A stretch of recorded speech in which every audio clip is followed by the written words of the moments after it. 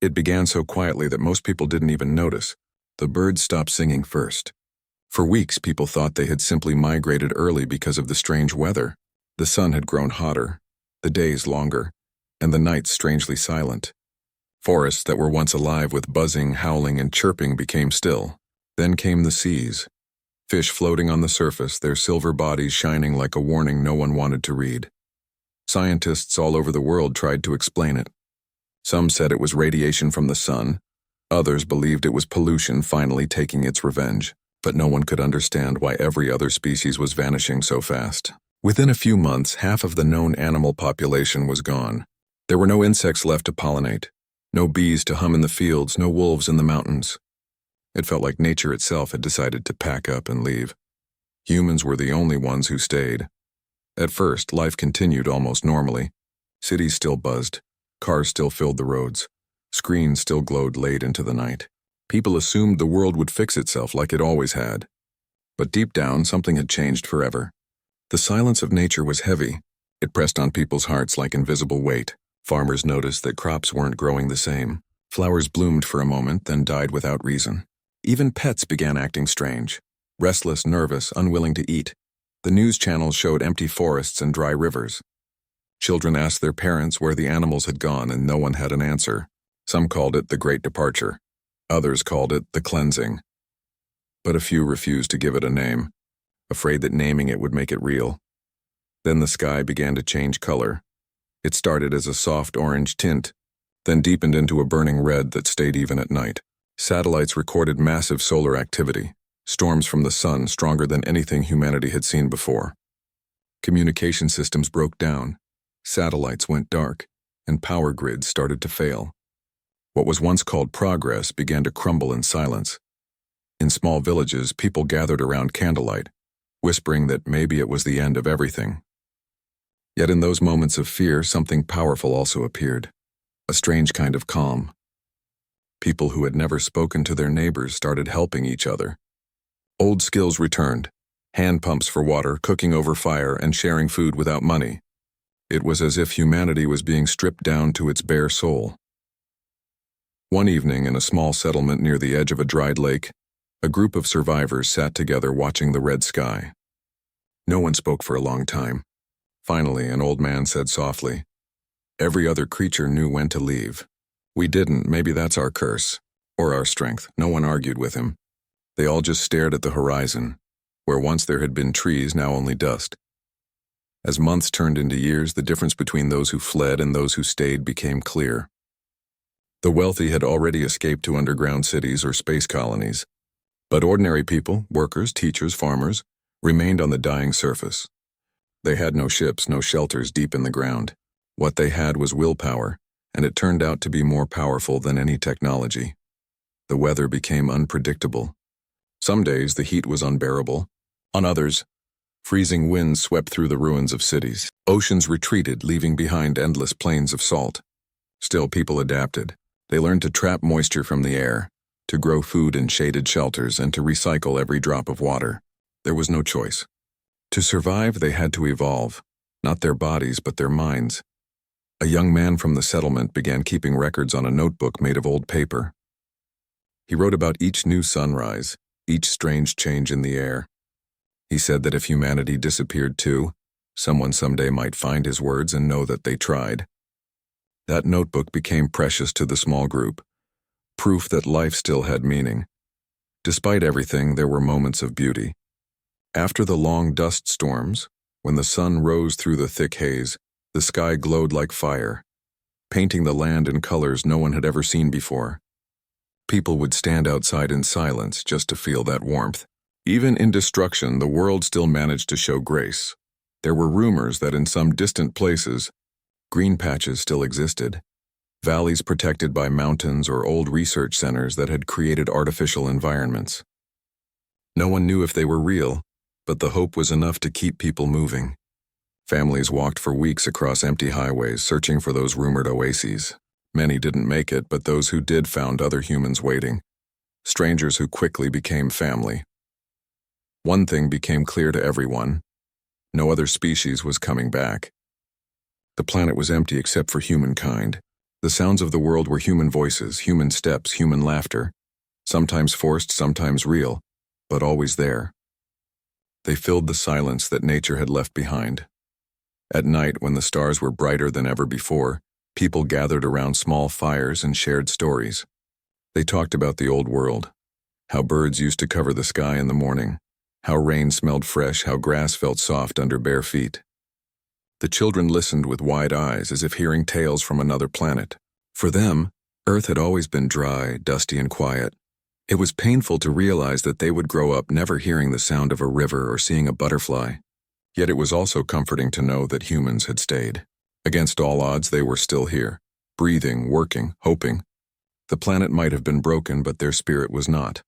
One night, a storm swept across the land, stronger than anything before. Winds tore apart shelters, and the air filled with red sand. Many thought it was the end.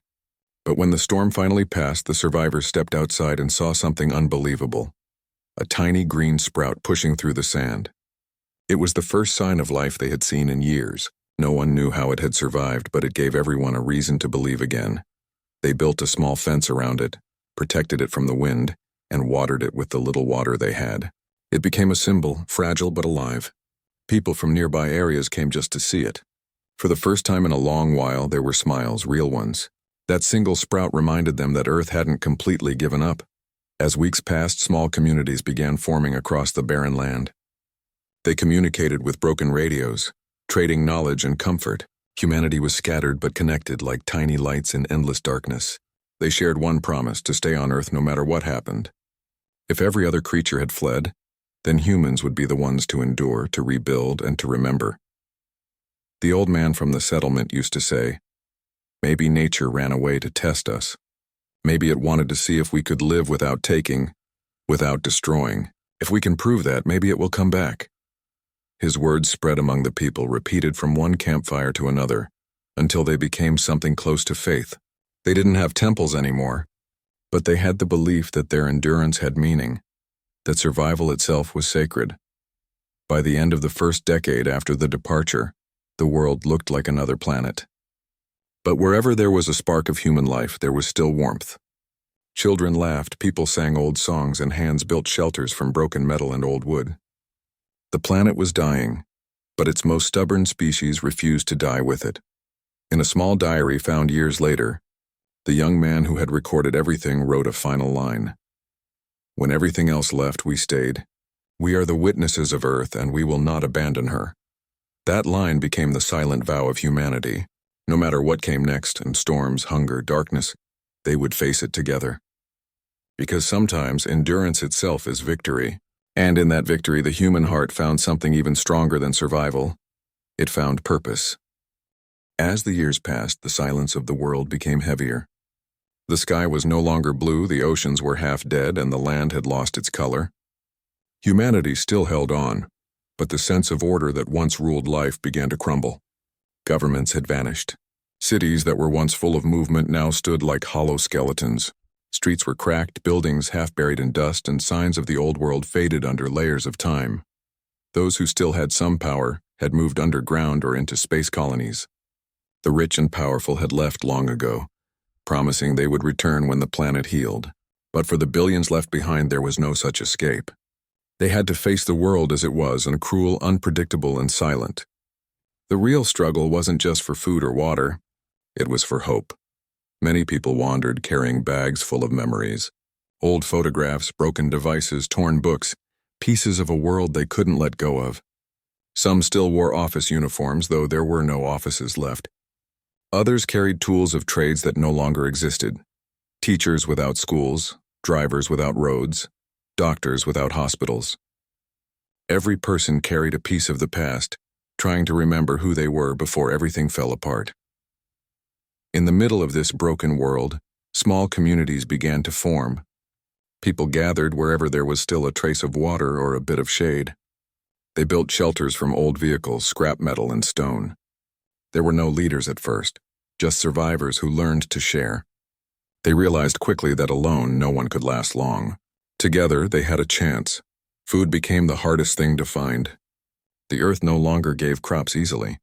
The soil was dry and lifeless, and without insects, plants struggled to grow. Some groups started trading what they had: old canned food, dried roots, or anything edible. Others began experimenting with growing vegetables under makeshift roofs using artificial light made from salvaged batteries. It wasn't much, but it kept people alive. The fall of order also brought fear. Without laws, some people turned desperate. There were those who stole to survive, those who refused to share, and those who took what they wanted by force. But even in that darkness, there were far more who chose kindness, people who protected strangers, who shared their last meal, who built shelters not just for themselves, but for anyone lost. Humanity showed its two faces, one cruel, one compassionate, and both were fighting for survival. In one quiet settlement near the ruins of an old city, a small group of families decided to create something different. They believed that if they worked together, they could rebuild a small piece of civilization. They called their camp the Haven. It wasn't much, a few dozen shelters, a communal kitchen, and a small garden where they tried to grow herbs. But what made it special was the spirit inside it. People trusted each other there, and that trust became more valuable than gold. Every evening they gathered around a single working radio, trying to catch signals from other survivors. Sometimes they heard faint voices, sometimes just static. But every time the radio crackled, everyone stopped to listen. Those sounds reminded them they were not alone. Somewhere out there, other humans were still standing, still fighting. There was one man in the Haven who often climbed to the top of an old water tower to look at the horizon. He used to be an engineer before the collapse. Now he spent his days fixing broken tools and building small machines that made life a little easier. Water filters, wind traps, light generators. When people asked him why he worked so hard when everything seemed lost, he would smile quietly and say, "If we stop building, we stop being human." Nearby lived an elderly woman who took care of the children. She told them stories about the old earth, about forests that smelled like rain, about rivers full of fish, about birds that filled the morning sky. The children listened in awe, though they could not imagine such things. For them, the world had always been dry and red. Still, those stories gave them something priceless: imagination. And imagination gave birth to hope. Days turned into months and months into years. The Haven grew. More travelers arrived, drawn by the promise of safety. They brought stories from distant lands, stories of other groups surviving in mountains, deserts, and underground tunnels. Slowly, a loose network began to form. People started to exchange not just goods, but ideas. Some began to rebuild radios and send signals further and further.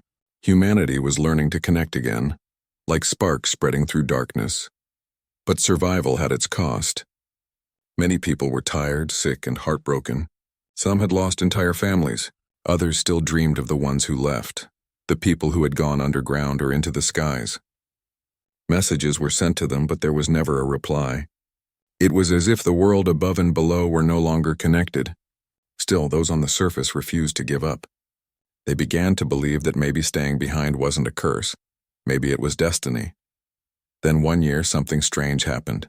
A huge storm covered the land for weeks. Winds tore through everything, and the sky rained ash instead of water. When it finally ended, the settlements were almost destroyed. Many shelters were gone, and people were forced to start again from nothing. For a while, everyone felt broken. The air smelled of dust, and the silence after the storm felt endless. But from that silence rose something powerful: unity. The survivors gathered again, rebuilt their homes stronger than before, and made new rules. "No one will face the storm alone," they said. "If one has food, all will eat. If one has water, all will drink." These words became their new law, and everyone followed it. They had lost governments and flags, but they had gained something better: shared humanity. Children began learning again. People taught them how to repair tools, how to read old books, how to plant even in poor soil. There were no formal schools, but every older person became a teacher. They wanted the children to grow up not just surviving, but understanding. They said, "The world may be broken, but you must not be." Meanwhile, in the far regions of the world, small groups discovered old research centers hidden under dust. Inside were seeds, machines, and data from the time before the collapse. These discoveries gave people hope that the Earth might heal one day. Messages about these findings spread slowly through the survivor networks, giving new energy to those who were losing faith. But as the hope grew, so did the challenges. Diseases started to appear, Not deadly at first, but painful and strange. The changing air, the lack of natural bacteria, and the polluted dust made people weaker. Without hospitals, they had to depend on simple remedies: herbs, boiled water, rest. Many didn't survive. Yet even then, no one spoke of giving up. Whenever someone died, their name was written on a wall made from old metal plates. So we never forget, they said. The fall of faith and order had stripped humanity to its core. People no longer cared about nations or races or wealth. Everyone was equal in their struggle, equal in their pain, equal in their will to endure. They learned that strength wasn't about control or weapons. It was about care. The ones who lasted the longest were those who shared the most.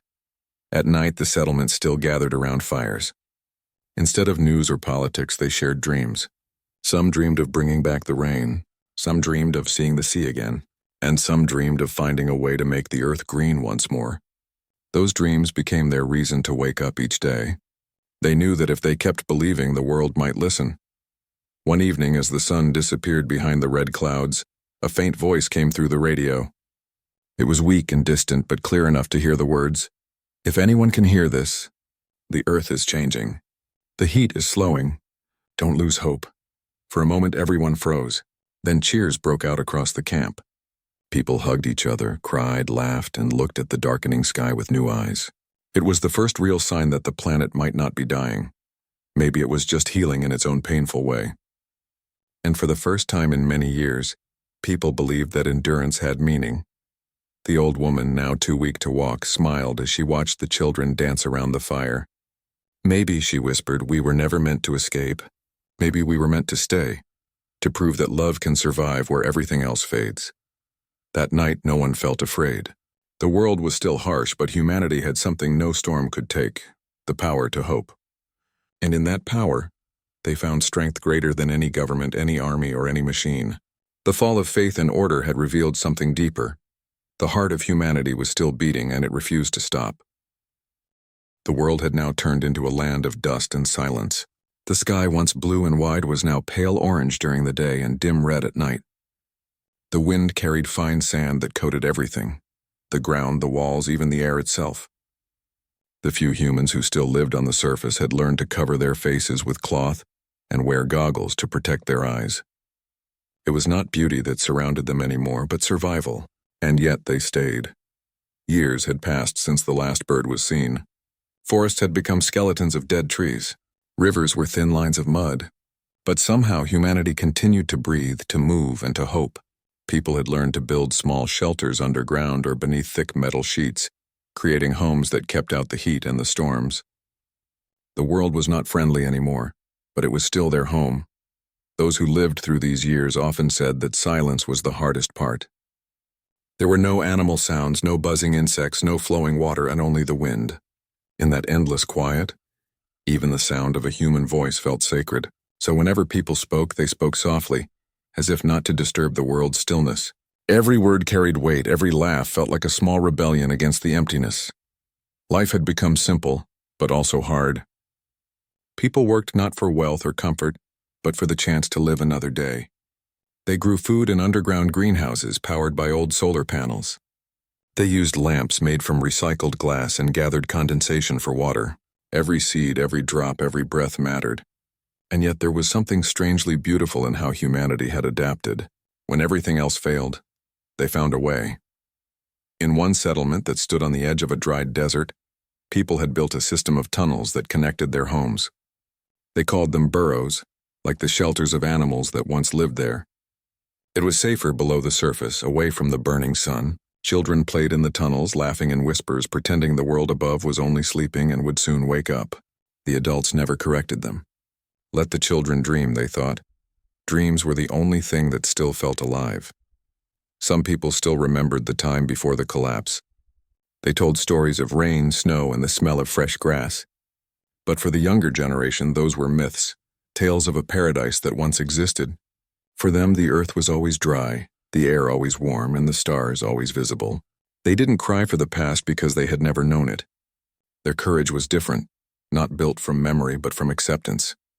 The silence outside also brought strange peace. There were no wars anymore, no borders, no money. People traded things they made or found: tools, seeds, clean water, even music. Some had old instruments they played softly at night, flutes made from pipe, drums made from metal, and voices that carried gentle songs into the dark. Those songs became reminders that the heart could still create beauty even when the world could not. But not everything was calm. Survival always had its price. Crops often failed because the soil had little life left. Without insects or natural bacteria, plants struggled, so people invented new ways to help them grow. Small machines that spread artificial pollen, simple mixtures made from minerals that replaced natural fertilizer. Human creativity replaced nature's missing rhythm. They were no longer just living on Earth. They were rebuilding it from the dust. Sometimes travelers arrived from faraway places. They brought news of other settlements, other survivors. One traveler said there was a small group living near the frozen mountains in the north, where the air was still cold and clean. Another claimed to have seen the ocean returning in some parts, forming shallow pools where fish were starting to appear again. People didn't know if these stories were true, but they wanted to believe. Belief was food for the soul. Inside one of the burrows, a man spent every night writing in his notebook by a dim lamp. He recorded everything: the weather, the soil changes, the birth of children, and the number of seeds left. "Someday," he wrote, "someone will read this and know we tried." He didn't write to be remembered. He wrote to remind the future that humans did not disappear quietly.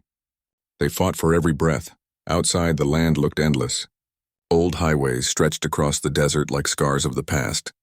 The signs were half buried in dust, pointing to cities that no longer existed. Machines lay still, cars, planes, robots, all rusted and forgotten. Nature had once been destroyed by human hands, but now it was humanity's turn to heal it. It was slow, painful work, but they did not stop. The same hands that once caused harm were now rebuilding. People began to value things differently. A cup of clean water meant more than gold. A small sprout of green made people cry with joy. A child's laughter felt like music. They had learned what truly mattered. Not possessions, not power, but life itself. In the quiet ruins of the world, they found their soul again. There were moments of despair, too. There were days when the wind screamed too loud, when dust covered everything, when crops died and people sat silently staring at the empty fields. But then someone would stand up, take a shovel, and start again. That was the secret of their endurance. They never waited for miracles. They became their own miracles. As more years passed, small groups began traveling to old cities, searching for anything useful. They found libraries, broken computers, and devices filled with forgotten knowledge. From those ruins, humanity started to learn again. They discovered old research about seeds that could grow in harsh climates, water-purifying methods, and solar energy systems. They began to rebuild not the same world as before, but a better one. Slower, humbler, wiser. Some people started keeping bees again, not real ones, but small drones that carried pollen from plant to plant. It wasn't nature's way, but it worked. Tiny green patches appeared in the desert, proof that life could still win. The settlements began exchanging seeds, each one growing something the others couldn't. In time, small communities formed a chain of survival, connected not by roads, but by faith in one another. It was during one of these exchanges that a discovery changed everything. A group of travelers found an underground lab from the old times. Inside were containers holding frozen seeds and samples of extinct plants. There were also notes written by scientists who had once tried to save the world. Those words spoke of hope, of balance, of the belief that someday life would return if someone cared enough to stay. The news of the discovery spread slowly through the settlements. It was as if a spark had been lit in every heart. People began building larger greenhouses, protecting them carefully and planting the saved seeds. They didn't know if the plants would survive in the changed climate, but they wanted to try. The first few attempts failed, but no one gave up. They learned from every mistake, and finally one day a single plant grew tall and strong. When it bloomed, the entire community gathered around it. The flower was small, pale yellow, but to them, it was more beautiful than anything in the old world.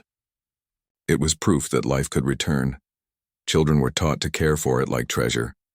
Adults took turns guarding it at night, making sure no storm or animal destroyed it. That flower became a symbol, a reminder that even when everything seemed lost, something good could rise from the ashes. Humanity had become the caretaker of life, not just a survivor of it. In the years that followed, more signs of renewal appeared. The dust storms grew less frequent and the air slowly became easier to breathe. The heat softened. Clouds began to form again, thin and gray at first, but real. When the first raindrop fell after so many dry years, people ran outside crying and laughing. Some lifted their hands to the sky. Others simply stood still, letting the water touch their skin. It felt like the earth itself was forgiving them. The world was still far from healed, but something had changed inside every person. They no longer saw themselves as separate from the planet. They understood now that survival was not about controlling nature, but living with it. Humanity had learned patience, a lesson paid for with generations of struggle. At night, when people gathered around fires, they no longer spoke about the end of the world. They spoke about the future. They imagined forests returning, rivers flowing again, animals coming back. They dreamed not of technology or power, but of balance. In that dusty, quiet world, humanity had finally found peace, not through victory, but through endurance. And as the stars shone above the silent land, the wind carried a gentle whisper through the ruins. Even when every other species fled, humanity stayed. And because they stayed, Earth had a chance to live again. The air had started to change. After so many years of red skies and dry winds, there was finally a slight coolness in the mornings. The dust storms came less often now, and people had begun to breathe a little easier. It was not peace yet, but it was a pause. A small break between the long years of struggle. Still, everyone knew that the planet was not done testing them. Nature was fragile, and so was their survival. One evening, dark clouds gathered in the distance. At first, people thought it was rain, but soon they realized it was another storm, far stronger than anything before. The wind roared like a beast, carrying walls of sand that blocked out the sky. The settlement tried to prepare. People sealed doors, tied down everything that could fly away, and rushed underground. The noise outside was like thunder that never stopped. It went on for days, then weeks, until no one could tell how much time had passed. When the storm finally ended, the world was unrecognizable. Many shelters had collapsed. The crops were gone. The water tanks were buried in sand. People stepped out with heavy hearts, staring at what used to be their home. It looked like the earth had swallowed everything. Some fell to their knees in despair. Others stood silently, refusing to cry because tears could not bring anything back. For a while, there was only silence. People sat together, hungry and tired, not knowing what to do next. But then, as it always happened, the human spirit began to move again. A few people started digging through the sand, looking for anything that could be saved. Slowly, others joined. They pulled out broken tools, half-buried containers, and pieces of old machines. They didn't talk much. They just worked side by side.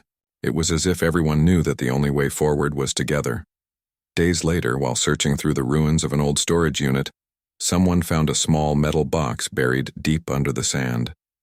Inside it were sealed packets of seeds, tiny, precious symbols of life. The writing on the box said the seeds were part of an experiment from long ago, designed to survive extreme heat and dryness. The people gathered around, staring at the packets with disbelief.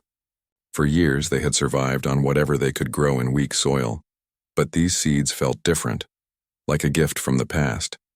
They decided to plant them immediately. The ground was still hot, so they built shaded shelters over small patches of soil. They mixed the dirt with leftover minerals from their storage, added the last drops of clean water they had, and planted the seeds carefully. Every single one was treated like treasure. The settlement had little left, but they shared everything for this one chance and the chance to bring life back again. Weeks passed and people waited. Every morning they would visit the small patches of soil, checking for any sign of growth. The days were long and hope felt fragile. Then one morning, someone noticed a thin green line breaking through the dirt. A tiny sprout no bigger than a finger had appeared. The news spread quickly. Everyone ran to see it, smiling and crying at the same time. That small piece of green became their reason to keep going. They built walls around it to protect it from the wind. They guarded it day and night. Even children took turns watching over it, whispering stories to it as if it could hear. It wasn't just a plant anymore. It was hope made real. They called it the fire within, not because it burned, but because it kept the fire of faith alive in every heart. As the plant grew, it began to spread roots deeper into the soil. The people learned how to care for it properly, giving it water made from collected air moisture, using mirrors to reflect light onto its leaves, and singing softly while they worked. The green color of its leaves stood out brightly against the brown world, and for the first time in years the settlement felt alive. Encouraged by this success, they planted more of the seeds. Some didn't survive, but a few did. Slowly, small patches of green began to appear in different corners of the land. The people had discovered that even in a dying world, life still had the courage to grow. They began sharing their knowledge with other settlements through radio messages. Across long distances, broken voices carried hope, stories of soil, growth, and life returning. Those who had once given up now started to dream again. They began to rebuild their shelters, not as temporary huts but as real homes. They used stones, clay, and metal pieces to make strong walls. They cleaned old wells and found ways to filter the water. They organized teams to collect energy from the wind and sun. Slowly they were learning not just to survive but to live again. But the journey wasn't easy. The storms had left deep wounds in both the land and the people. Some lost their loved ones and couldn't find the strength to start again. Others struggled with sickness and hunger. Yet the growing green patches reminded them that giving up was not an option. The fire inside them burned brighter every time they looked at those plants. It was as if the earth itself was rewarding their faith.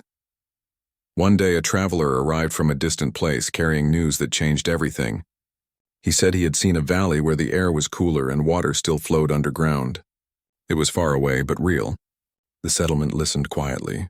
For a moment there was uncertainty. Should they risk leaving what they had built to find something new? Or should they stay and continue rebuilding here? After long talks, they decided on a different path. They wouldn't leave. They would make their land the next valley. They would turn their home into a living place once again. That decision changed everything. The people worked harder than ever. They began building small wind towers to capture moisture and collect rain whenever it came. They repaired old solar panels to power lights and machines. Children helped carry water and plant new seeds. Everyone had a role, and every role mattered. The settlement became a symbol of unity and willpower. Months later, when the sun rose through a thin layer of clouds, the people looked around and saw the impossible. Small fields of green spreading across the dust. The air smelled faintly different, softer, almost fresh. People stood in silence, unable to speak. Some fell to their knees, touching the leaves, feeling life beneath their fingers. After so many years of gray and brown, the color green looked like a miracle. That day became a celebration. People shared food, sang songs, and told stories about the time when they almost gave up. They called it the Day of Rebirth. No one had planned it, but everyone felt the same joy. The old, the young, the strong, the weak. They all knew they had done something extraordinary. They had brought life back with their own hands. As the night fell, the settlement glowed under small lamps powered by the wind. People sat outside watching the stars. The world was still quiet, but it no longer felt empty. Somewhere in the darkness, the earth was breathing again. The green plants swayed gently in the breeze, as if whispering thanks to the humans who refused to abandon them. The man who had written in his notebook for so many years opened it again that night. He looked at the old pages filled with sadness and struggle. Then he wrote a new line. "We were tested by silence, but we answered with life." He closed the book and smiled. For the first time in years, his heart was light. The fire within every person now burned brighter than ever. They had faced storms, hunger, and endless loss, but they had discovered something stronger than fear: faith in life itself. The earth had nearly ended, but humanity had refused to end with it. They had chosen to stay, to fight, and to heal. And because of that, the world had a second chance. That night, as a gentle wind passed through the small garden, it carried a faint scent of green, the smell of new beginnings. People looked up at the stars and whispered softly, "We are still here." The words were simple, but they carried the weight of everything they had endured. And somewhere deep within the soil, the roots of their hope grew stronger, promising that no matter how many storms came, the fire within humanity would never die. The world had changed once again.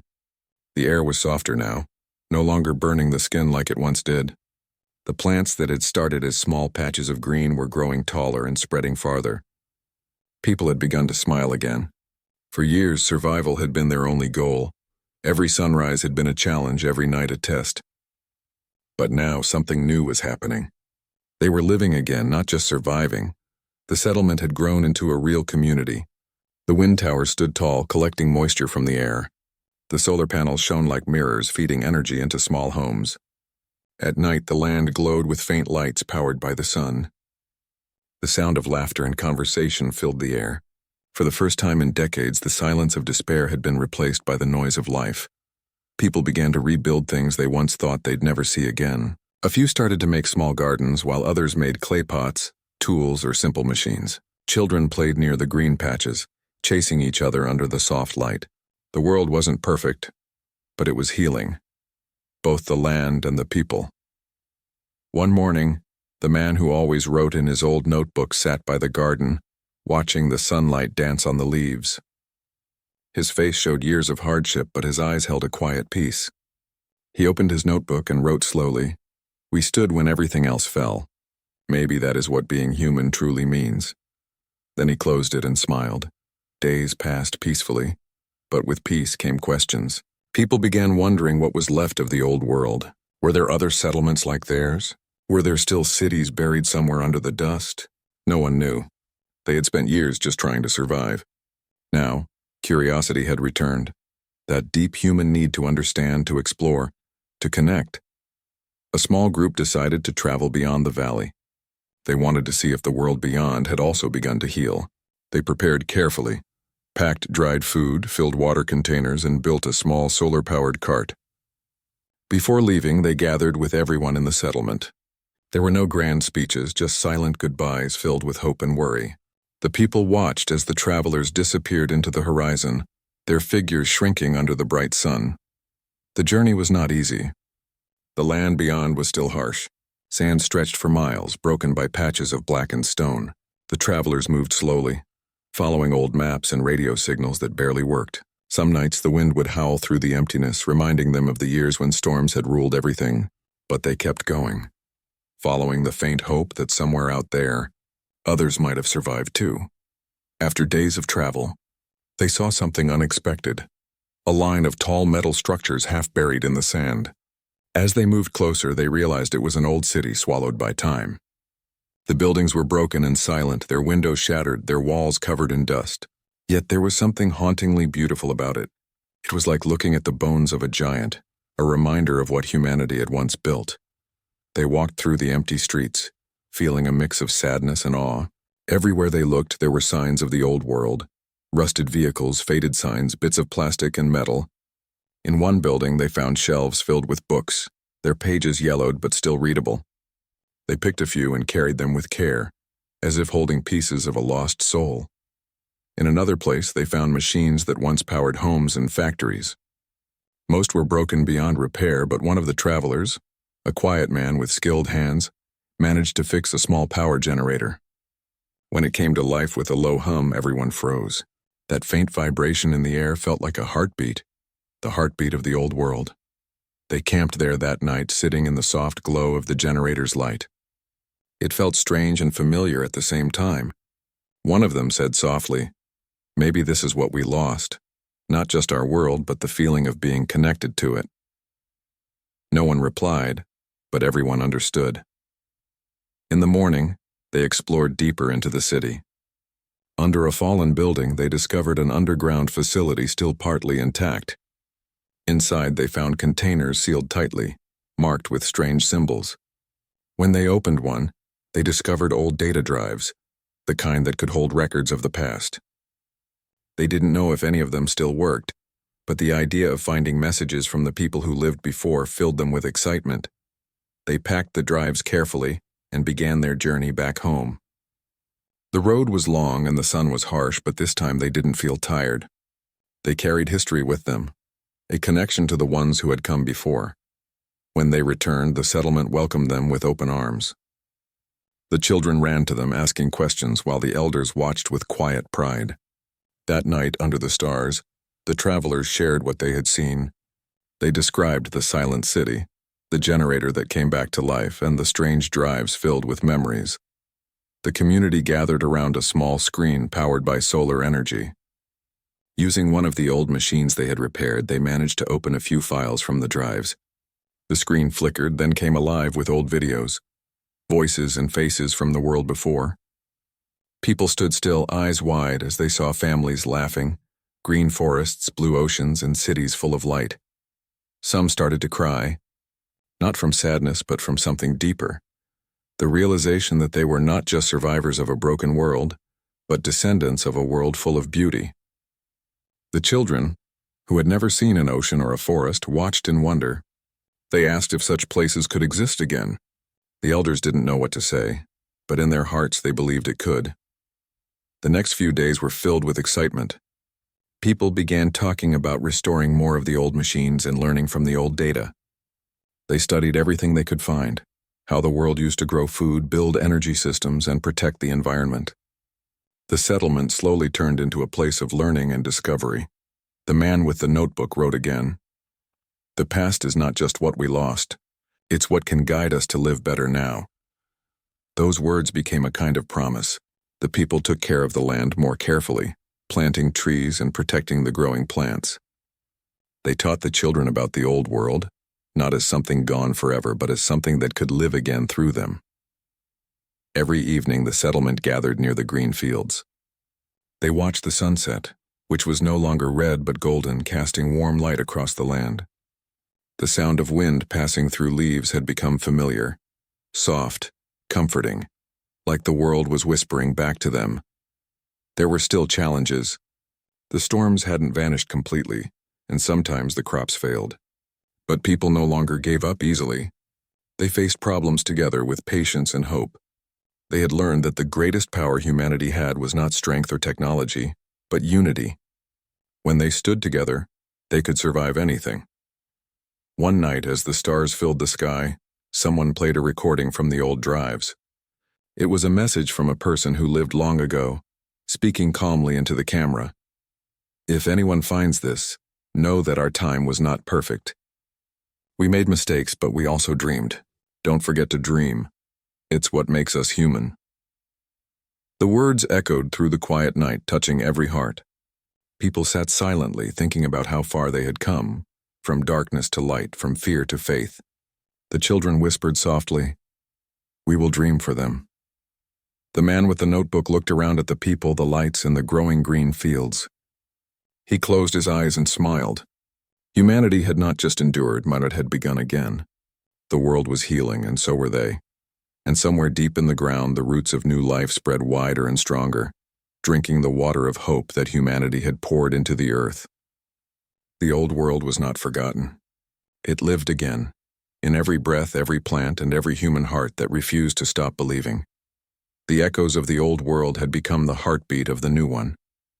Humanity had not just survived the end. It had rewritten what survival meant, not running from the world but standing with it, enduring, rebuilding, and dreaming once more. The sky was changing again. It had been many years since the last great storm, and the land had grown softer, greener, and alive. The air no longer carried the bitter taste of dust. Instead, it smelled faintly of grass and wet soil, the smell of a world returning to life. People had begun to walk outside without masks, feeling the wind on their faces like an old friend they hadn't seen in years. The settlement had turned into something more, not just a place to survive, but a home where humanity had started anew. Houses made of stone and clay stood in neat rows, their walls strong and smooth. Wind towers turned slowly in the breeze while solar panels shimmered in the sunlight. Children ran through narrow paths, their laughter echoing between the buildings.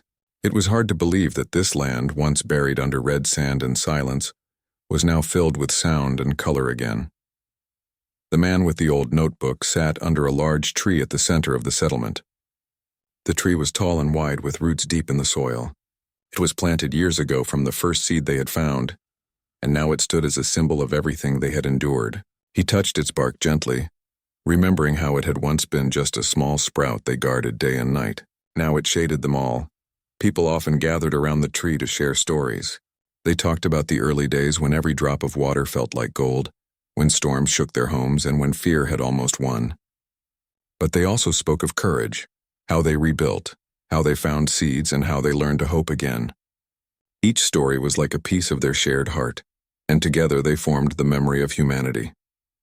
One morning, the sound of footsteps echoed across the land.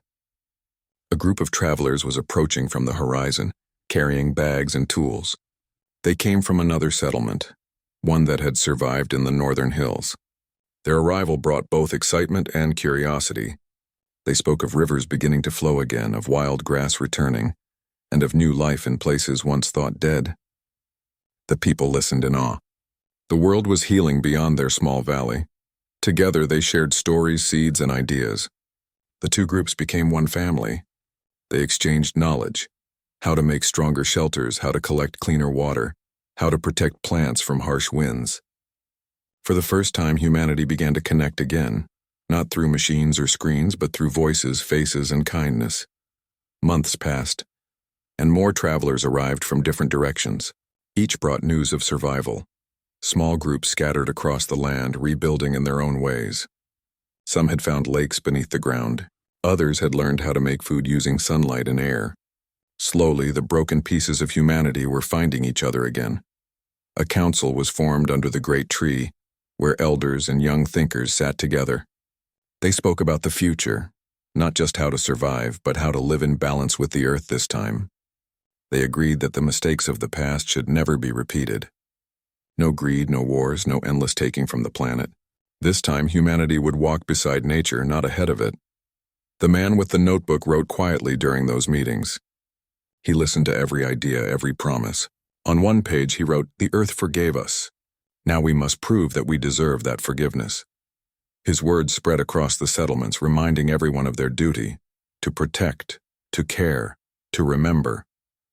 Soon they began to rebuild on a larger scale. Roads were made between valleys. Wind and solar farms powered new towns. Crops grew stronger, and trees spread their shade across the plains. Rivers that had been dry for decades began to flow again, feeding the land with life. Birds returned, small and fragile at first, singing softly at dawn. It was the sound everyone had missed, the sound of the earth breathing again. Children born in this new age never saw the old world's chaos. To them, the planet had always been quiet and kind. They grew up learning how to care for the soil, how to read the stars, and how to share what they had. Their games were simple, their laughter pure. The elders would often watch them and smile, knowing that these children carried no memory of fear, only the gift of hope. One evening, as the sun dipped low, the sky turned gold and orange, spreading light across the green land. People gathered again under the great tree for what had become a tradition: the Festival of Dawn. Every year, they celebrated the day when the first plant had grown from the sand, the day life had returned. There were no loud machines or grand decorations, only music made with simple instruments, dancing, and stories. Firelights flickered, casting warm glows on smiling faces. Everyone shared food and laughter. Even those who had once lost everything found comfort in knowing they were part of something greater, a reborn world. As night fell, the man with the notebook stood near the tree and looked up at the stars. He was older now, his hair silver and thin. His hands trembled slightly as he opened the notebook one last time. The pages were filled with words, stories of pain, survival, and rebirth. On the last page he wrote, "We were the last to stand, but the first to rise again. The world does not belong to those who flee, but to those who endure. We did not win against the earth. We learned to live with it." He closed the notebook gently and placed it in a small wooden box at the base of the tree. It was no longer his alone. It belonged to everyone, to every person who had fought, cried, hoped, and dreamed through those dark years. The next morning, children found the box. They opened it carefully and began reading the stories out loud. Their voices were soft at first, then stronger, filling the air with words of courage and hope. The elders watched, tears shining in their eyes. The words of the past were now seeds for the future. Years passed and the world kept healing. Forests began to grow again, covering the hills with deep green. Rivers curved like silver ribbons through the plains. Animals long gone returned in small numbers, cautious but curious. Humanity had learned its greatest lesson, that true strength comes not from power but from patience, respect, and unity. One day a child asked an elder, "What happened before the world became green again?" The elder smiled and said, "We almost lost everything. But we remembered who we were, people who don't run away, people who stand together." The child nodded thoughtfully, looking at the horizon. "Then we'll never forget," the child said softly. And they didn't. Generations passed, and the story of those who endured became the foundation of the new world. The great tree grew even taller, its branches spreading wide across the sky. Under its shade, people continued to gather, to learn, to love, to live. The notebooks of the old man became sacred texts, not of religion, but of remembrance. Every year, someone would read from them during the Festival of Dawn, reminding everyone of the journey from darkness to light. The words echoed across valleys and rivers, carried by the wind to places far beyond the eye could see. The earth had been silent once, broken and empty. But now it sang again, through the rustle of leaves, the whisper of rivers, and the laughter of humankind. It was not a perfect world, but it was alive, balanced, and kind. Humanity had finally learned that to endure was not to fight against nature, but to walk hand in hand with it. At night, when stars filled the endless sky, people would look up and whisper words passed down through generations. When every other species fled, humanity stood and endured. Those words became their truth, their identity, and their promise to the world, a promise to never forget how close they came to losing everything, and how strong they became when they stood together. And as the wind moved gently through the green leaves of the great tree, it carried those words far across the land, whispering them into the heart of the earth itself, a song of survival, of courage, and of peace.